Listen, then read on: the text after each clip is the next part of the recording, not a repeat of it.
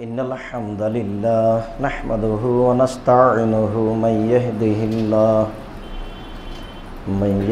الله فلا مضل له ومن يضلل فلا هادي له وأشهد أن لا إله إلا الله وحده لا شريك له وأشهد أن محمدا عبده ورسوله أما بعد فإن خير الحديث كتاب الله وخير الهدى هدى محمد صلى الله عليه وسلم وشر الأمور محدثاتها وكل محدثة بدعة وكل بدعة ضلالة وكل ضلالة في النار.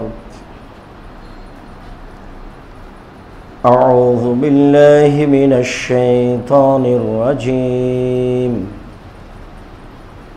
ولا تيأسوا من رحمة الله ولا تيأسوا من روح الله إنه لا ييأس من روح الله إلا القوم الكافرون. عن أبي هريرة رضي الله تعالى عنه قال قال رسول الله صلى الله عليه وسلم لما قضى الله الخلق فكتب كتابا فهو عنده فوق عرشه إن رحمتي غضبت غضبي وفي رواية إن رحمتي غلبت عذابي رواه البخاري ومسلم. عن أبي هريرة رضي الله تعالى عنه قال قال رسول الله صلى الله عليه وسلم لو يعلم الكافر ما عند الله من الرحمة ما كانت من جنته أحد رواه البخاري ومسلم. عن أبي هريرة رضي الله تعالى عنه قال قال رسول الله صلى الله عليه وسلم لا ينجي أحدا منكم عمله قالوا ولا أنت قال ولا أنا إلا يتغمدني برحمته রাহুল বুখারী মুসলিম। সম্মানিত মসজিদের মুসল্লি, প্রশংসা আল্লাহর জন্য, শান্তি অবতীর্ণ হোক আল্লাহর রাসূলের উপর সাল্লাল্লাহু আলাইহি ওয়াসাল্লাম। আমরা বিগত জুমায় আলোচনা শুনছিলাম আল্লাহ তাআলার বিশেষ দয়া ক্ষমা সম্পর্কে। ওখানে আমাদের একটি আলোচনা জড়িয়েছিল, তা হচ্ছে আল্লাহ তাআলার বিশেষ দয়া। যেখানে আছে দয়া সেখানে আছে ক্ষমা, যেখানে আছে ক্ষমা সেখানে আছে দয়া। আমরা যদি জানতে পারি যে আল্লাহ তাআলা কেমন দয়াশীল, তাহলে আমরা কেউ তার দয়া থেকে নিরাশা হব না। আমরা যদি জানতে পারি যে তিনি কেমন ক্ষমাশীল, তাহলে আমরা কেউ ক্ষমা চাইতে কার্পণ্যতা করব না। যেহেতু আমরা নিজেরাই জানতে পারছি না যে তিনি কেমন ক্ষমাশীল আর কেমন দয়াশীল, কাজে আমরা তার দয়া এবং ক্ষমাকে মূল্যায়ন করতে পারি না, এটা আমাদের অজ্ঞতা। আবু হুরায়রা রাদিয়াল্লাহু তাআলা আনহু বলেন, রাসূল সাল্লাল্লাহু আলাইহি সাল্লাম বলেছেন, ওয়াল্লাযী নাফসি বিয়াদিহি, আমি মুহাম্মদ সাল্লাল্লাহু আলাইহি সাল্লাম আল্লাহর কসম করে বলছি। তিনি বলেন যে আমি সেই সত্তার কসম করে বলছি যার হাতে আমার আত্মা, আমি মুহাম্মদ আল্লাহর কসম করে বলছি, লাউ তা'লামুনা মা আলামু লা বাকাইতুম কাসীরা ওয়া লা যাহিকতুম কালিলা। আমি যেমন আল্লাহকে জানি, তোমরা যদি জানতে তাহলে বেশি বেশি কাঁদতে, কম কম হাসতে। আমি যেমন আল্লাহকে জানি, তোমরা যদি জানতে তাহলে বেশি বেশি কাঁদতে, কম কম হাসতে। বাক্য প্রমাণ করছে যে আমরা সত্য সত্যই আল্লাহকে চিনছি না বা চেনার চেষ্টা করছি না তিনি কত বড় ক্ষমাশীল, তিনি কত বড় দয়াশীল। আল্লাহ তাআলা বলেন, লা তাকনাতু মির রাহমাতিল্লাহ, ইন্নাল্লাহা ইয়াগফিরুয যুনুবা জামিআ ইন্নাহু হুয়াল গফুরুর রাহিম। আমার দাস দাসী তোমরা যারা পাপ করেছো তারা আল্লাহর রহমত থেকে নিরাশা হবে না। পাপের কারণে তোমার নিরাশার কিছু নেই। তোমার নিরাশাই মানে তুমি আল্লাহর দয়াকে বুঝো না। কেননা আল্লাহ তাআলা সব পাপ ক্ষমা করে দিতে পারেন, তিনি সর্বশক্তিমান। ইন্নাহু আল গফুর রাহিম, তিনি অতীব বড় ক্ষমাশীল, অতীব বড় দয়াশীল। তিনি কত বড় ক্ষমাশীল তা মানুষ জানে না, তিনি কত বড় দয়াশীল তা মানুষ জানে না। মানুষ যারা হয়তো বা সামান্য কোরআন মাজিদ পড়তে পারে, তারা কোরআন মাজিদ পড়লে কতবার যে এসেছে যে হুয়াল গফুর রহিম, তিনি ক্ষমাশীল, তিনি দয়াশীল, তিনি রহমান, তিনি গাফুর, এই শব্দ যে কোরআন মাজিদে কতবার এসেছে হিসাব নাই। তো যেহেতু আমরা যারা শুধুমাত্র পড়তে পারি তারা তো বুঝতে পারি না, আর যারা কিছু পড়তে পারি কিছু বুঝতে পারি তাদের প্রয়োজন নেই, ঠিক যারা বুঝি না তাদেরও প্রয়োজন নেই। যারা কিছু বুঝি তারা তো মনে করি যে চাকরি একটা হলেই আহাল পরিবার নিয়ে রুজি একটা হয়ে গেছে, থাকতে হবে, খেতে হবে, তারা এভাবেই কাটাচ্ছে। প্রায় মানুষ এরকম।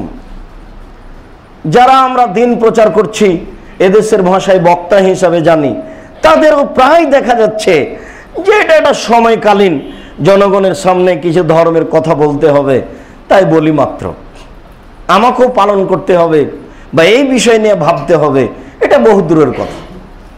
আর এমনিতেই প্রায় 1999 জন লোক কোরআন মাজিদ পড়তে হবে, বুঝতে হবে, এটা একটা বুঝার জন্য, মানার জন্য আল্লাহ তাআলার পক্ষ থেকে বিশেষ দয়া, মওয়াজা, ক্ষমার একটা বড় মাধ্যম, এইটা প্রয়োজন নেই মানুষের তেমন। রাসূল সাল্লাল্লাহু আলাইহি সাল্লাম বলেন, মানুষের জন্মের পর থেকে যদি মানুষ আল্লাহর কাছে ক্ষমা চাইতে থাকে, মরা পর্যন্ত ক্ষমা চায়, তারপরের বিচারের মাঠে যখন দেখবে তার নেকি, তখন সে এত কম মনে করবে যে আর একটু আল্লাহকে বেশি বললে আজকে ভালো লাগতো, আর একটু যদি বেশি সুবহানাল্লাহ, আলহামদুলিল্লাহ, আল্লাহু আকবার, আস্তাগফিরুল্লাহ বলতাম তাহলে আজকে আর একটু ভালো লাগতো। কেন যে বললাম না, যে যতটুকু ধর্মের কাজ করবে ততটুকু তার কাছে অতীব কম মনে হবে। পরিস্থিতি এত জটিল হবে যে এই পুরো জীবনের আমলটা পরিস্থিতির তুলনায় কিছুই না। পরিস্থিতি কত জটিল তা ভাষা দিয়ে বোঝানো যাবে না। লাকিয়া ইব্রাহিম আবাহু আজার, বিচারের মাঠে ইব্রাহিম আলাইহিস সালাম তার বাপ আজরের সাথে সাক্ষাৎ করবেন। ওয়ালা ওয়াজে আজার কাতারাতুনা গাবারা, ওই সময়তে আজরের মুখখান থাকবে মলিন, বাপ চিন্তিত। সেদিন ইব্রাহিম আলাইহিস সালাম বলবেন, আল্লাহুম্মা ইন্নাকা ওয়া'আদানি, আল্লাহ তুমি আমার সাথে ওয়াদা করেছো, আল্লাহ ইহজুনি ইয়াওমাল কিয়ামা, তুমি আমাকে বিচারের মাঠে অপমান করবে না। আমি ইব্রাহিম বলছি, তুমি আমার সাথে ওয়াদাবদ্ধ। আইয়ুখিজিনা আকজামিনাল আবিল আবাদ, আজ আমার পিতা জাহান্নামে যাবে, আমি জান্নাতে যাব, এর চেয়ে বড় অপমান কি হতে পারে? আমি মনে করছি নবী হিসাবে এটাই আমার জীবনের সবচেয়ে বড় অপমান। তুমি আমার সাথে ওয়াদা করেছ ইব্রাহিম, তোমাকে আমি বিচারের মাঠে অপমান করব না। আজকে আমার পিতা জাহান্নামে যাবে, আমি জান্নাতে যাব, এর চেয়ে বড় অপমান কি হতে পারে? তুমি আমার সাথে ওয়াদাবদ্ধ ইব্রাহিম, তোমাকে আমি বিচার মাঠে অপমান করব না। আজকে আমার পিতা জাহান্নামে যাবে, আমি জান্নাতে যাব, এর চেয়ে বড় অপমান কি হতে পারে? তখন আল্লাহ তাআলা বলবেন, ইব্রাহিম মনে রেখো, ইন্নী হারামতুল জান্নাত আল কাফিরিনা, যারা আমার নবীকে মানেনি তাদের জন্য আমি জান্নাত হারাম করেছি, তাদের আমি জান্নাতে দেব না। তুমি কত বড় নবী ইব্রাহিম, এটা আমার বিচারের মাঠে দেখার বিষয় নয়। তিনি যখন কথা বলবেন, আমরা যখন উপস্থিত হব তার কাছে, তখন তিনি বলবেন, কাদ গাযিবা আলাইয়া রাব্বি, আমার প্রতিপালক আমার উপরে রাগ করেছেন, মা গাযিবা মিন কাওলাবাদ, এত রাগ করেছেন যা পূর্বে কোনোদিন করেননি, ভবিষ্যতেও কোনোদিন আমার উপরে এত রাগ করবেন না নাফসি নাফসি, আমি ইব্রাহিম বলছি আমার যে কি হয় তা আমি নিজেই বুঝি না। মুহাম্মদ সাল্লাল্লাহু আলাইহি সাল্লাম বিচার মাঠে এমনটা না বললেও তিনি বলেছেন লা আদরি মাই ফলো বিকুম বিবি, আমি জানি না বিচার মাঠে তোমাদের সাথে কি আচরণ করা হবে, আমার সাথে কি আচরণ করা হবে। মুহাম্মদ সাল্লাল্লাহু আলাইহি সাল্লাম নিশ্চিত নন যে আমার সাথে ভালো আচরণ করা হবে কিনা, তার মানে আমি সফলতা পাবো কিনা এ ব্যাপারে আমি নিশ্চিত বলতে পারছি না, যদিচ তিনি আমাদের পক্ষে কথা বলতে পারবেন বলে আল্লাহ বলেছেন, আল্লাহ রাসূল বলেছেন। তবে তিনি এখানে বলেছেন বিচারের মাঠে তোমাদের সাথে কি আচরণ করা হবে, আমার সাথে কি আচরণ করা হবে তা আমি বলতে পারছি না কি হবে তখন। আপনাকে আমরা বুঝাতে সক্ষম হব বিচারের মাঠ কত কঠিন। যেহেতু আমরা এগুলো বুঝা জানা প্রয়োজন মনে করি না, কাজে আমাদের দিন এমনিতেই কাটে। তখন বোঝা যাবে যে আমার সামান্য ইস্তেগফার দোয়া প্রার্থনা বিচারের মাঠে কঠিন অবস্থায় কতটুকু। তাই রাসূল সাল্লাল্লাহু আলাইহি সাল্লাম বলেছেন জন্মের পর থেকে নিয়ে মরা পর্যন্ত যদি সব সময় আল্লাহর দরবারে দোয়া প্রার্থনা ক্ষমা ইবাদত করতে থাকে, এরপরে বিচারের মাঠে তার ইবাদতকে অতীব সামান্য মনে করবে, পরিস্থিতি অনুযায়ী এটুকু কিছুই না। এরপরে আল্লাহ তাআলা বলছেন ওরা তায়াসু মির রাহিল্লাহ, পৃথিবীর মানুষ তোমরা আল্লাহর রহমত থেকে নিরাশা হও না। ইন্নাহু লা ইয়াসু মির রাহিল্লাহ ইল্লাল কওমুল কাফিরুন, ওরাই মাত্র আল্লাহর রহমত থেকে নিরাশা হয় যারা কাফের, যারা ধর্মকর্ম মানে না, যারা অমুসলিম। অমুসলিমই আল্লাহর রহমত থেকে নিরাশা হয়, মুসলিম কোনোদিন আল্লাহর রহমত থেকে নিরাশা হয় না। এক পর্যায়ে আল্লাহর রহমত পাবো ইনশাআল্লাহ, এই বিষয়ে মুসলিম বিশ্বাস রাখে। আল্লাহ তাআলা বলছেন যে তোমরা আল্লাহর রহমত থেকে নিরাশা হও না। নিরাশা হওয়া কাজ হচ্ছে কাফেরের, মুসলমানের কাজ নিরাশা হওয়া নয়। মানুষ মাত্র পাপ হয়েছে হবে এ কথাই স্বাভাবিক। মানুষ যদি পাপ না করত তাহলে তাদের পরিবর্তন করে আবার করা হতো, যারা করার পরে বলবে আমার ভুল হয়েছে। মাত্র এইটুকুই আল্লাহ তাআলা দেখতে চাই। তাই আবু হুরায়রা রাদিয়াল্লাহু তাআলা আনহু বলেন রাসূল সাল্লাল্লাহু আলাইহি সাল্লাম বলেছেন কুল্লু বানি আদম খাত্তা খায়রুল খাত্তাইনা তাওবুন, আদম সন্তানই পাপী, তবে ভালো মানুষ ওরাই যারা পাপ করার পরে ক্ষমা চায়। আদম সন্তানই পাপী। ওয়াল আসর ইন্নাল ইনসানা লাফি খুসর, কালের কসম, আমি আল্লাহ যুগের কসম করে বলছি। ওয়াল আসর, কালের কসম, যুগের কসম, কালের কসম করে আমি বলতে চাইলাম তোমরা পৃথিবীর ইতিহাস দেখো কিভাবে মানুষকে আমি ধ্বংস করেছি, তাই আমি কালের কসম করে বলছি। পৃথিবী কিভাবে তোমাদের থেকে দ্রুত পালিয়ে যাচ্ছে, আমি কালের কসম করে এটা দেখতে বলছি। তিনি বলছেন আদ-দুনিয়া মুদবিরাতুন ওয়াল আখিরাতু মুকবিলাতুন, পৃথিবী পিঠ দেখিয়ে ছুটে পালিয়ে যাচ্ছে, পরকাল মুখ দেখিয়ে ছুটে আসছে জোরে আপনার দিকে। কত জোরে যাচ্ছে? সূর্যের আলো যত জোরে মাটিতে পড়ে পৃথিবী তত জোরে পালাচ্ছে। সূর্যের আলো যে গতিতে মাটিতে পড়ে ওই গতিতে পরকাল আপনার দিকে ধেয়ে আসছে। রাসূল সাল্লাল্লাহু আলাইহি সাল্লাম বলছেন আদ-দুনিয়া মুদবিরাতুন ওয়াল আখিরাতু মুকবিলা, পৃথিবী মানুষকে পিঠ দেখিয়ে পালিয়ে যাচ্ছে, পরকাল মানুষের দিকে ধাওয়া করে আসছে। আর দুনিয়া আমালুন ওয়ালা হিসাব ওয়াল আখিরাতু হিসাবুন ওয়ালা আমাল, পৃথিবী হচ্ছে কর্মের জায়গা, এখানে হিসাব দেওয়া লাগে না। বিচার মাঠ হচ্ছে হিসাবের জায়গা, ওখানে কোনো কর্ম চলে না। আদম সন্তান সাবধান হয়ে যাও, যেদিন কর্ম চলবে না শুধুমাত্র হিসাব বুঝাতে হবে, সেই দিনের জন্য প্রস্তুতি নাও। নিরাশার কিছু নেই, বিচারের মাঠে আল্লাহ থাকবেন। যদিচ তিনি এ কথা বলেছেন যে সাত আকাশকে, সাত জমিনকে এক হাতে ধরবেন, সাতটি আকাশকে এক হাতে ধরে বলবেন আইনাল জাব্বার আইনাল মুতাকাব্বির আনা মালিকুল আমলাক, অহংকারী গৌরবী স্বেচ্ছাচারীরা জালেমেরা কোথায়, আমি রাজা ধীরাজ, আজকে আমি বিচারের জন্য প্রস্তুত। আলিয়াউমা লা তামলিকু নাফসুন লিনাফসিন শাইআ ওয়াল আমরু ইয়াওমাইযিন লিল্লাহ। আজ কোন মানুষের কোনো উপকার করতে পারবে না, একচ্ছত্র মালিকানা আমার হাতে। তিনি ইচ্ছা করলে প্রতিদিন বিচার করতে পারেন, কিন্তু তা করেন না। প্রতিদিনই বিচার করলে মানুষের বাঁচার সুযোগ হবে না দুনিয়াতে, এবং 10 দিন পরে আবার ভুল স্বীকারের সুযোগ হবে না, তাই তিনি প্রতিদিন বিচার করেন না।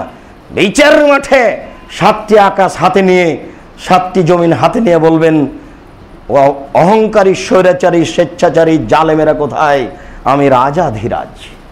তাহলে বোঝা যাচ্ছে যে আল্লাহর হাত আছে। হুজুর মিথ্যা কথা বলেছেন, আল্লাহ নিরাকার নন। বিচারের মাঠে যখন জাহান্নামীদেরকে জাহান্নামে দেওয়া হবে, তখন আল্লাহ বলবেন, হালিম তালা, জাহান্নাম তুমি কি পূর্ণ? তখন জাহান্নাম বলবে, হালমি মাজিদ, আর কি কেউ আছে? ফাওয়াজা রাব্বুল ইজ্জাত কাদামাহু, তখন আল্লাহ তাআলা তার পাকে জাহান্নামে ঢুকিয়ে দিবেন। ইয়ানজি বাজহু বাজন ইয়ানজাবি বাজহু ফিবাজিন, তখন জাহান্নামের কিছু অংশ জাহান্নামের কিছু অংশের মধ্যে ঢুকে জাহান্নাম আঁটো হয়ে বলবে, কাত কাত কাত, যথেষ্ট, তোমার মর্যাদার কসম করে বলছি আমি জাহান্নাম পূর্ণ। তাহলে বোঝা যাচ্ছে আল্লাহর পা আছে। বিচারের মাঠে আল্লাহ এইভাবে আসবেন। এরপরে নিরাশার কিছু নেই। তিনি বলেছেন, তোমরা পাপের কারণে নিরাশা হয় না।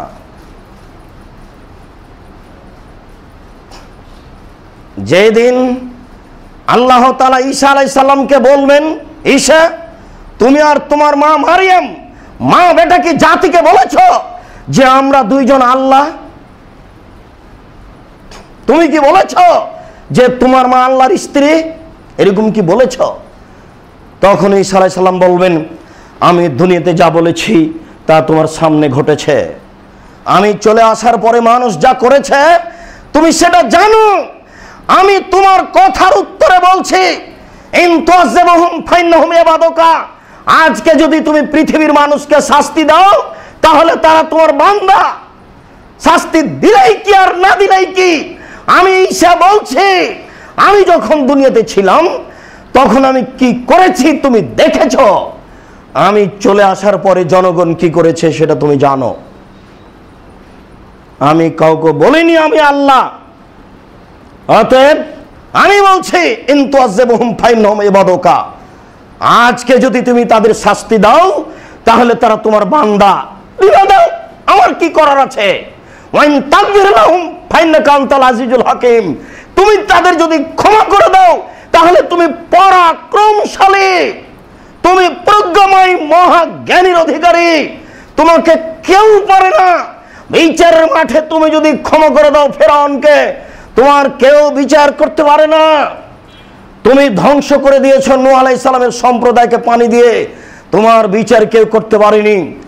আদ সামুদকে ঝঞ্ঝা বায়ু, ঝড় বৃষ্টি দিয়ে, পাথর দিয়ে ধ্বংস করে দিয়েছো, তোমার বিচার কেউ করতে পারেনি। তুমি ফেরাউনকে পানিতে ডুবিয়ে দিয়েছো, তোমার বিচার কেউ করতে পারেনি। নমরুদকে তুমি মাছি দিয়ে ধ্বংস করেছো, তোমার বিচার কেউ করতে পারেনি। তুমি লূত আলাইহিস সালামের সম্প্রদায়কে, ওরা পুরুষে পুরুষে জেনায় লিপ্ত হতো, তুমি ওদেরকে মাটির ভিতরে ঢুকিয়ে দিয়ে মাটির নিচেকে উপরে করে দিয়েছ, উপরের মাটিকে নিচে করে দিয়েছ। তুমি তাদের উপরে তোমার রাগ এভাবে বাস্তবায়ন করেছ, তোমার বিচার কেউ করতে পারেনি। তুমি পরাক্রমশালী, তুমি আজকে ফেরাউনকে ক্ষমা করলেও তোমার বিচার কেউ করতে পারে না। তুমি সব কিছু করতে পারো, শাস্তি দাও, আমার কি করার আছে? বুখারীর হাদিসে এসেছে, রাসূল সাল্লাল্লাহু আলাইহি সাল্লাম একদিন রাতে তাহাজ্জুদে আল্লাহু আকবার বলে সারা রাত এই আয়াতটা পড়েছিলেন, সারা রাত আজান দেওয়া পর্যন্ত। যার কারণেই কিছু কিছু বিদ্বান বলতে চেয়েছেন যে কোরআন মাজিদ তো রুকু সিজদায় পড়া যায় না, কিন্তু এই হাদিসে বলছে যে তিনি সারা রাত এই আয়াত পড়ে সময় কাটিয়ে দিলেন। তাহলে দাঁড়িয়ে থাকা রুকুতে কে সিজদাতে সব সময় কি তিনি আয়াত পড়লেন? ইন তুআযিবহুম ফাইন্নাহুম ইবাদুকা, তুমি যদি তাদের শাস্তি দাও তাহলে তারা তোমার বান্দা। ওয়াইন তাগফির লাহুম ফাইন্নাকা আনতাল আজিজুল হাকিম, তুমি যদি তাদের ক্ষমা করো তুমি পরাক্রমশালী, তুমি প্রজ্ঞাময় মহাজ্ঞানী, কে তোমাকে ঠেকাতে পারে? এই আয়াতটা পড়তে পড়তে পড়তে পড়তে আমাদের নবী মুহাম্মদ সাল্লাল্লাহু আলাইহি ওয়াসাল্লাম সকাল করে দিয়েছে। তার মানে বারবার বলতে চাইলেন, তুমি যদি সমাকে ক্ষমা করো তো কেউ তো তোমার বিচার করতে পারে না, ক্ষমা করো না, তোমার তো রহমতের দয়ার অভাব নেই। আবু হুরায়রা রাদিয়াল্লাহু তাআলা আনহু বলেন, রাসূল সাল্লাল্লাহু আলাইহি ওয়াসাল্লাম বলেছেন, লাম্মা কাযাল্লাহুল খালকা, যখন আল্লাহ তাআলা মাখলুকের লেখালেখির সিদ্ধান্ত বাস্তবায়ন করলেন, কে পুরুষ কে নারী, কে পশু কে প্রাণী, কে কি খাবে, কে কোথায় থাকবে, ফাকাতাবা কিতাবান ফাহু ইনদাহু ফাওকা আরশিহি, তিনি একটি খাতায় লিখলেন সবকিছু, খাতাটি নিজের পাশে আরশে রয়েছে। কাতাবা কিতাবান ফাহু ইনদাহু ফাওকা আরশিহি, ফাওকা আরশিহি, সেটা তার কাছে আরশের উপরে। সবাই জানে যে আরশ উপরে আছে, যেখানে আল্লাহ তাআলা আসীন, আসন গ্রহণ করে আছেন তার মতো। তাহলে আল্লাহ উপরে আছেন, সব জায়গায় আছেন, এ কথা ঠিক নয়। সেই খাতাতে একটা বাক্য লেখা আছে, কাদ সাবাকাত রাহমাতি আলা গাযাবি, আমার দয়া আমার রাগকে পার করে গেছে। সম্মানিত মসজিদের মুসাল্লি, আপনি তো দেখছেন আমার ভাই আমার প্রতি এত অত্যাচার করলো, তবু আল্লাহ বিচার করলেন না। দেখি সে অন্যায় করেই চলেছে। আরো দেশের কতকে যারা দায়িত্ব পালন করে, অতীতে ও বর্তমানে ভবিষ্যতে, পৃথিবীতে কত কে নির্যাতন চালিয়ে আসছে বছর বছর। জেলে 30, 40, 50 বছর থেকে কত লোক আছে নিজেই জানে না আমি কেন জেলে আছি। সে ভাবছে ব্যাপারটা কি, আমি 30 বছর থেকে জেলে কেন। যেদিন আমি প্রথম আসামি, সেদিন তো আমি রংপুরে ছিলাম না, সেদিন আমি ছিলাম চিটাগাঙে। আমি কিভাবে প্রথম আসামি? আশ্চর্য মানুষ পৃথিবীতে। এরপরেও তো বিচার হয় না, শুধু খালি সবাই আল্লাহকে বিচার দেয়। নিরাশার কিছু নাই, বিচার একদিন হবেই। রাসূল সাল্লাল্লাহু আলাইহি সাল্লাম বলেছেন, মানুষের তো বিচার হবেই, পশু প্রাণীরও বিচার হবে। তবে তিনি এই কথা বলেননি আজকেই হবে। তিনি বলেছেন মানুষের তো বিচার হবে, পশু প্রাণীরও বিচার হবে। একটা শিংওয়ালা ছাগল যদি একটা অশিংওয়ালা ছাগলকে গুতা মেরে থাকে, তাহলে বিচারের মাঠে আল্লাহ অশিংওয়ালা ছাগলকে শিং দিয়ে বলবেন, গুতা মেরে পরিশোধ করে নাও। এইখানে রাসূল সাল্লাল্লাহু আলাইহি ওয়াসাল্লাম বলছেন, ইন্না রাহমাতি সাবাকাত গাযাবি, আল্লাহ তাআলা বলছেন আমার দয়া আমার রাগকে পার করে গেছে। আমি রাগ দিয়ে কোনো কিছু নিই না, তার মানে আমার দয়াতে আমার রাগ ঢাকা পড়ে আছে। তাহলে তো জালেম জুলুম করবে, ও তো করতেই আছে, ও তো বুঝতে পারে না কই কিছু তো হয় না। জেনা করতে আছে দিন রাত, কত নারীর সাথে যে জেনা করছে তার হিসাব নেই। সে এখন মনে করছে যে এটা মনে হয় পাপ নাই, এটা মনে হয় একটা আনন্দের কিছু। পুরুষও তাই ভাবছে, নারীও তাই ভাবছে, কই বিচার তো হয় না। একবারে নগদ বাড়ি থেকে ওই গরিব মানুষটাকে বাড়ি থেকে বের করে দিয়েছে, ও বাড়ির জমি দখল করে নিয়েছে। বিত্তশালী মানুষ, টাকা আছে হাতে, কোট আছে হাতে, কই বিচার তো হয় না। জি, বিচার হয় না, এই কথাই ঠিক, একটু দেরিতে হয়। বলছেন আল্লাহ তাআলা, ইন্না রাহমাতি সাবাকাত গাযাবি, আমার দয়া আমার রাগকে পার করে গেছে। অফিরায়াতিন, অন্য বর্ণনায় তিনি বলেন, কাদ গালাবাত রাহমাতি আলা গাযাবি, আমার দয়া আমার রাগের উপরে জয়ী। আল্লাহ বলছেন আমার দয়া আমার রাগের উপরে জয়ী। তাহলে তো আপনি দুনিয়াতে বিচার পাচ্ছেন কম, বিচারের মাঠে দেখা যাবে যে হয়তো ওইও ক্ষমা পেয়ে গেছে। তবে আপনি নিরাশা হবেন না, আপনার ফল হবে অনেক বেশি। আপনার আর আমার মতো হিসাব চলে না। নবী সাল্লাল্লাহু আলাইহি সাল্লামেরও বিপদে পড়ে দোয়া তাড়াতাড়ি কবুল হয়নি। তিনিও বলছিলেন যে মাতা নাসরুল্লাহ, আল্লাহর দয়া কবে হবে, বুঝতে পারেনি। কেন সেদিনের কথা ভুলে গেলেন? সেই দিন আবু জাহাল বলছিল, আয় কে আছে? মোহাম্মদ যখন সিজদা করবে তখন উটের হুঁড়িটা চাপিয়ে দিতে পারে, আমি আছি। যেমন সিজদায় গেছেন, একজন উটের ভুঁড়ি নিয়ে এসে তার মাথায় চাপিয়ে দিয়েছে, সবাই এখন অট্ট হাসি দিচ্ছে, মোহাম্মদ কেমন লাগে, উটের ভড়ি মাথায় নিয়ে সিজদা করো তুমি। তো এই পরিবেশটা কেমন?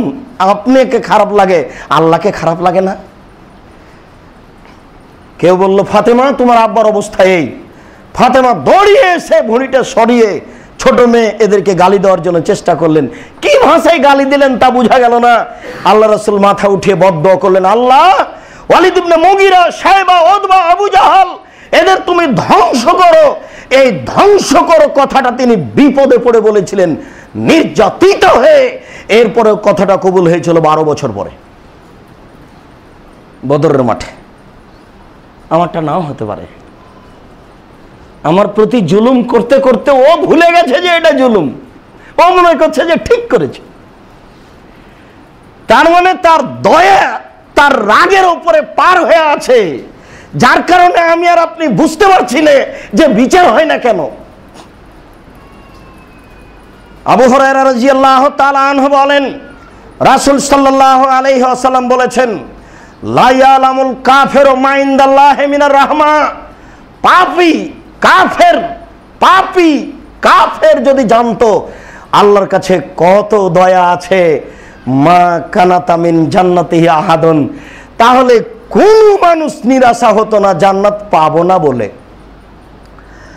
সবাই বলতো যে আমি জান্নাত পাবো, কিন্তু যেহেতু ও জানে না যে আল্লাহর দয়া কত, তাই মাঝে মধ্যে বলে পাপ তো করেছি, পাওয়া যায় কি না জান্নাত, যেহেতু ও জানে না যে আল্লাহর দয়া কত। আবু হুরায়রা রাদিয়াল্লাহু তাআলা আনহু বলেন, রাসূল সাল্লাল্লাহু আলাইহি ওয়াসাল্লাম বলেছেন, লাইন ইনজি আহাদান মিনকুম আমালহু, পৃথিবীর কোন মানুষকে তার কর্ম জাহান্নাম থেকে বাঁচাতে পারে না। পৃথিবীর কোন মানুষকে তার তাসবিহ তাহলিল জিকির আজকার জাহান্নাম থেকে বাঁচাতে পারে না। কালু ওলা আনতা, আপনাকে মুহাম্মদ সাল্লাল্লাহু আলাইহি ওয়াসাল্লাম, আপনার ইবাদত আপনাকে জাহান্নাম থেকে বাঁচাতে পারে না, আপনি তো খুব ভালো মানুষ। তখন আল্লাহ রাসূল উত্তরে বললেন, ওলা আনা, আমিও ইবাদত দিয়ে জাহান্নাম থেকে বাঁচতে পারি না। ইল্লা ইয়াতাগাম্মাদানিল্লাহু বিরাহমাতিহি, তবে আল্লাহ আমাকে বিশেষ রহমত দিয়ে ঢেকে রেখেছেন। আল্লাহ তাআলা আমাকে বিশেষ রহমত দিয়ে ঢেকে রেখেছেন।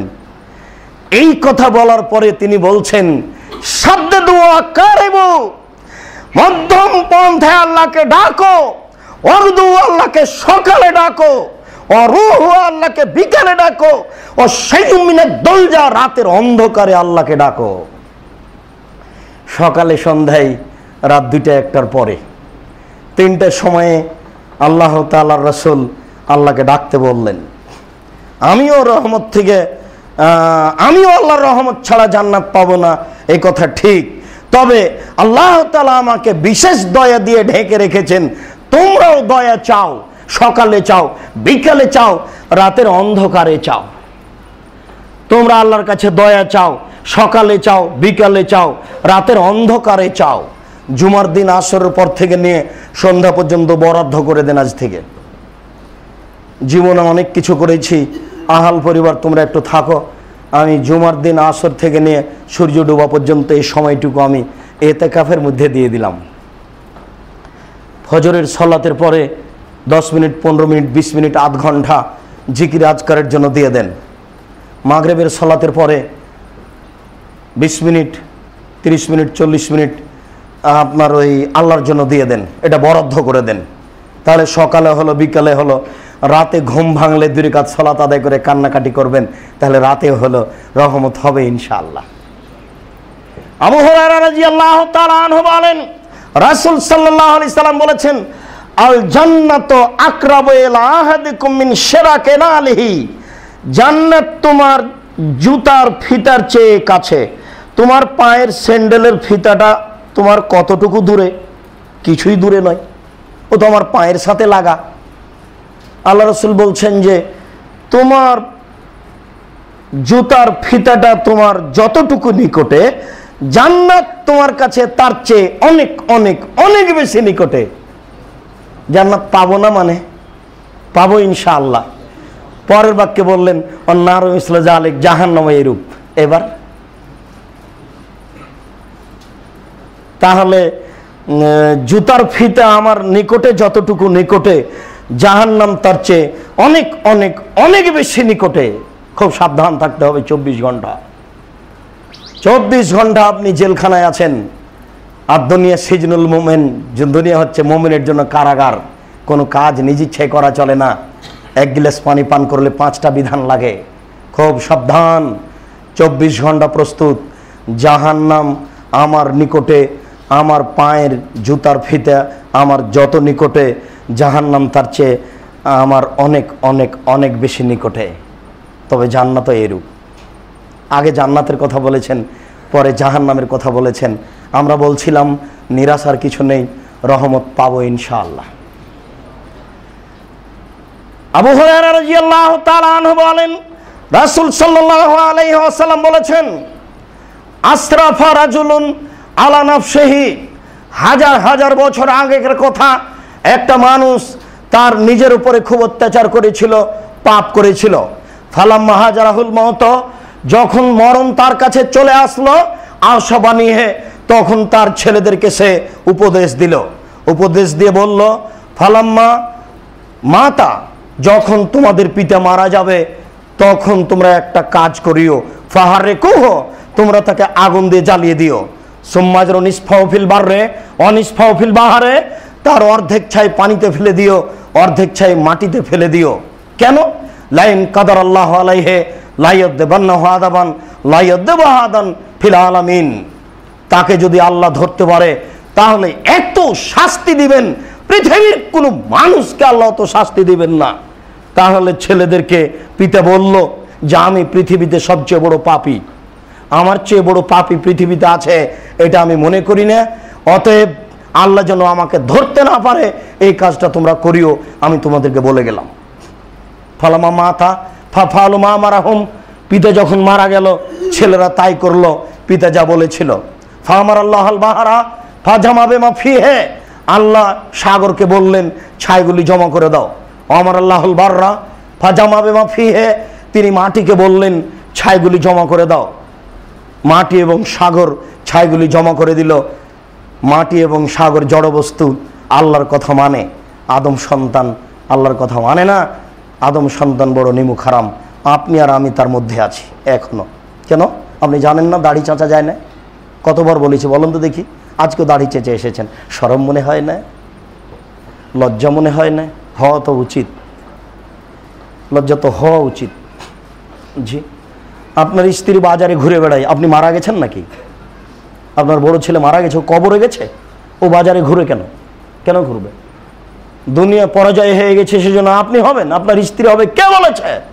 ইব্রাহিম আলাইহিস সালাম বলছেন যে সারা, তুমি মনে রেখো এই সারা পৃথিবীতে মাটির উপরে আমি আর তুমি ছাড়া কোনো ভালো মানুষ নেই।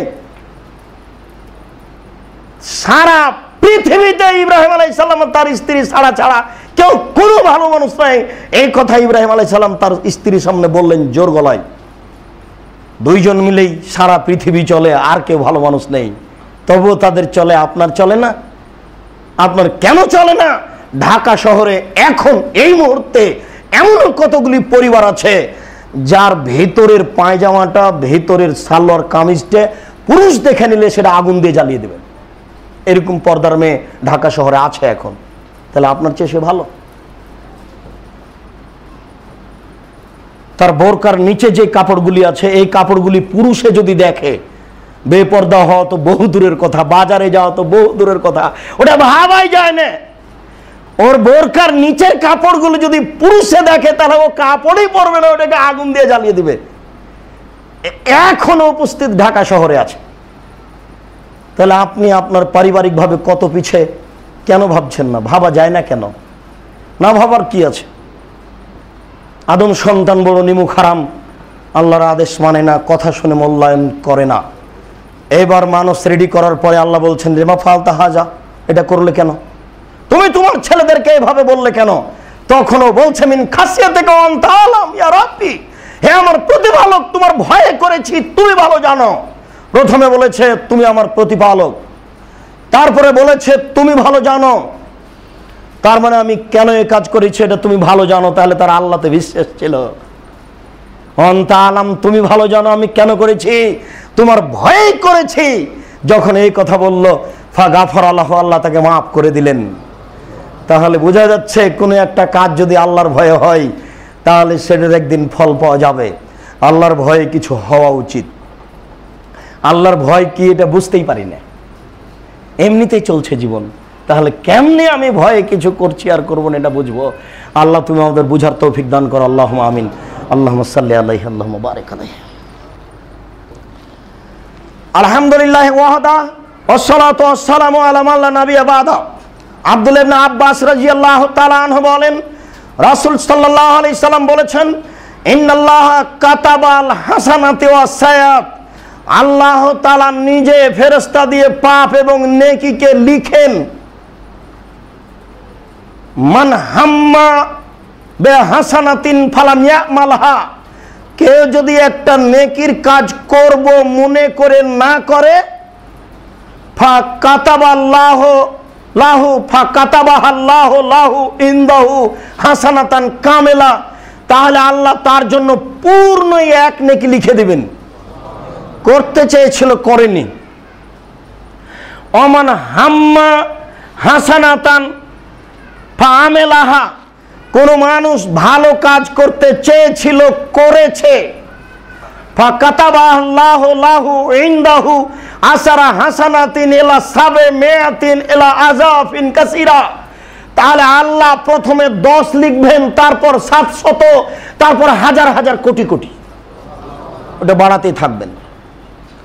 ওমান হাম্মা বে সায়াতিন, কোন মানুষ পাপ করতে চেয়েছিল, ফালাম ইয়ামালহা ফা কাতাবাহাল্লাহু লাহু ইনদাহু হাসানাতান কামিলা, কেউ পাপ করতে চেয়েছিল করেনি, আল্লাহ তার জন্য পূর্ণ এক নেকি লিখে দিবেন। ওমান হাম্মা ওয়া আমিলা বিহা, যে ব্যক্তি পাপ করতে চেয়েছিল করেছে, কাতাবাহাল্লাহু লাহু সায়াতান ওয়াহিদা, তখন একটা নেকি একটা পাপ লিখবেন, একটা। বুখারী মুসলিম। আপনাকে দেখাচ্ছিলাম আল্লাহর দয়া। একটা ভালো কাজ করতে চেয়েছিলেন করেননি, তখনও এক নেকি। করে ফেলেছেন তখন লক্ষ লক্ষ নেকি। একটা পাপ করতে চেয়েছিলেন করেননি, তখন নেকি। করেই ফেলেছেন তখন এক পাপ। বুখারী মুসলিম দেখেন কত দয়া। আবু হুরায়রা রাদিয়াল্লাহু তাআলা আনহু বলেন, রাসূল সাল্লাল্লাহু আলাইহি ওয়াসাল্লাম বলেছেন, ইন্না লিল্লাহি মিয়া রাহমা, নিশ্চয় আল্লাহর নিকটে ছিল 100টি দয়া, আনজালা মিনহা রাহমাতান ওয়াহিদা বাইনাল জিন্নি ওয়াল ইনসি ওয়াদ দাওয়াবিল হাম্মে, আল্লাহর নিকটে ছিল 100টি দয়া, তার একটি দয়া আল্লাহ জিনের মাঝে, মানুষের মাঝে, হিংস্র পশু প্রাণীর মাঝে ভাগ করে দিয়েছেন। অবেহা এটা তাফুনা, ওই একটা ভাগ পেয়ে পশু প্রাণী পরস্পরে দয়া দেখায়। ওয়াতারা হামুনা, পরস্পরে ভালোবাসা দেখায়। অবেহা তাতেফুল ওয়াহাশালা ওয়ালাদেহা, এই ভাগটা পেয়ে হিংস্র প্রাণী তার বাচ্চাকে আদর করে। গরু গাভী তার বাচ্চাকে জিহ্বা দিয়ে টাকে, জিহ্বা দিয়ে চাটে। মানুষ তার ছেলে মেয়েকে আব্বু আম্মু বলে ডাকে। একটি দয়ার ভাগ পেয়ে সাপ তার বাচ্চাকে আদর করে ডাকে। একটি দয়ার ভাগ পেয়ে হিংস্র প্রাণী বাঘ ভালুক তার বাচ্চাকে আদর করে। একটি দয়ার ভাগ পেয়ে জিন তার আহাল পরিবারকে ভালোবাসে। সারা পৃথিবীর প্রাণী একটি দয়ার ভাগ পেয়ে নিজের বাচ্চাকে সবাই ভালোবাসে। ওয়া আখার আল্লাহ 99 রাহমা, 99টি দয়া আল্লাহ নিজের কাছে রেখেছেন। ইয়ারহামু বিহা ইবাদাহু ইয়াউমাল কিয়ামা, এই 99টি দয়া দিয়ে আল্লাহ বিচারের মাঠে মানুষকে ক্ষমা করবেন। জান্নাত পাবো মানে পাবো না মানে পাবো ইনশাআল্লাহ। নিরাশা হবেন না। আজ থেকে ভুলেও পাপের খেয়াল করবেন না। একবারে মুছে ফেলেন, যা হয়েছে হয়েছে, আল্লাহ তুমি মাফ করো, আর পাপের দিকে নিয়ে যায় না। আমি তোমার রহমতের আশাধারী, জান্নাত পাবো ইনশাআল্লাহ। পাবো ইনশাআল্লাহ। ওমর রাদিয়াল্লাহু তাআলা আনহু বলেন, কাদেম আলান নবী সাল্লাল্লাহু আলাইহি সাল্লাম সাবিয়ুন, আল্লাহর রাসূলের নিকটে আসলো এক দল বন্দী।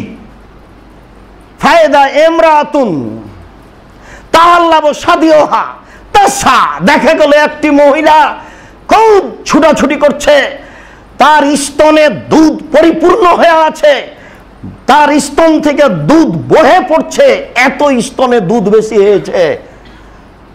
ও বাচ্চা খুঁজে বেড়াচ্ছে, বাচ্চাকে দুধ খাওয়াবে, সেই জন্য বন্দীদের মাঝে ওয়াজাদাত সাবিয়ান ফি সাবিয়ে, চট করে বাচ্চাটা পেয়ে গেছে বন্দীদের মাঝে। ফাল সাকাতহু বিবাতনিহা, বাচ্চাটাকে পেটের সাথে জড়িয়ে ধরেছে, ওয়ার জাথু, দুধ খাওয়াতে আরম্ভ করেছে। তখন রাসূল সাল্লাল্লাহু আলাইহি ওয়াসাল্লাম বলছেন, হাল তারাউনা হাজিহি তারিহাতান ওয়ালাদাহা ফিন্নারে, তোমরা বলো সঙ্গী সাথী, এই মহিলা তার বাচ্চাকে আগুনে নিক্ষেপ করতে পারে কিনা?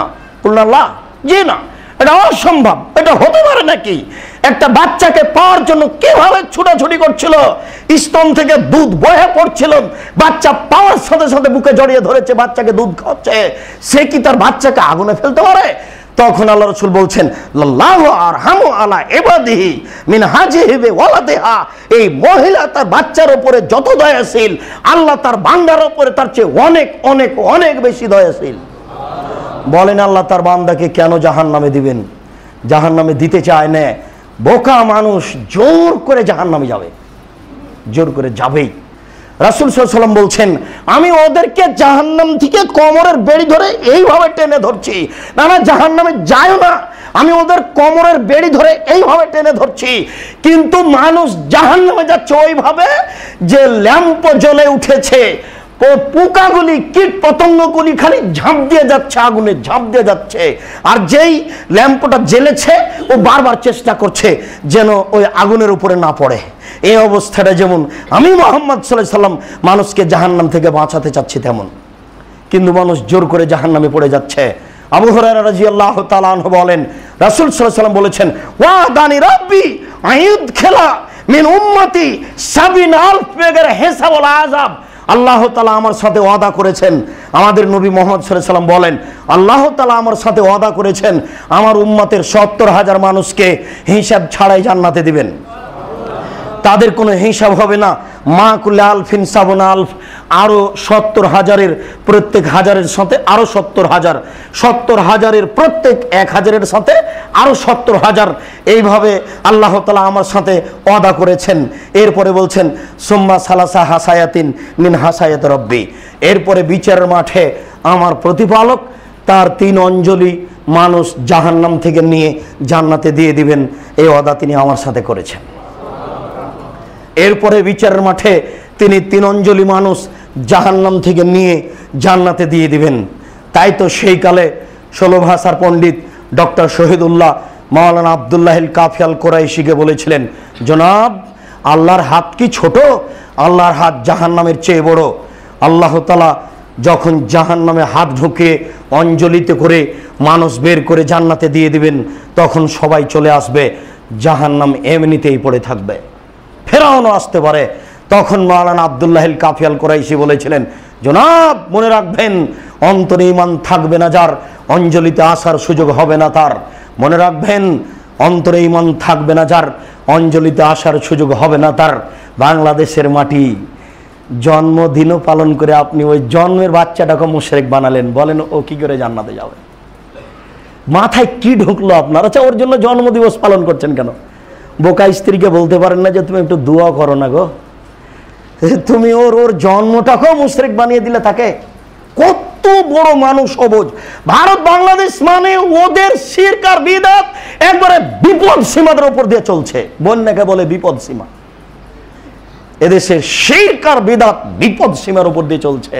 পুরুষ নারী জাহেল হতে হতে, মূর্খ হতে হতে হতে হতে এত নিচে চলে গেছে যে শিরক কি জিনিস তার অনুভূতিতেও নেই।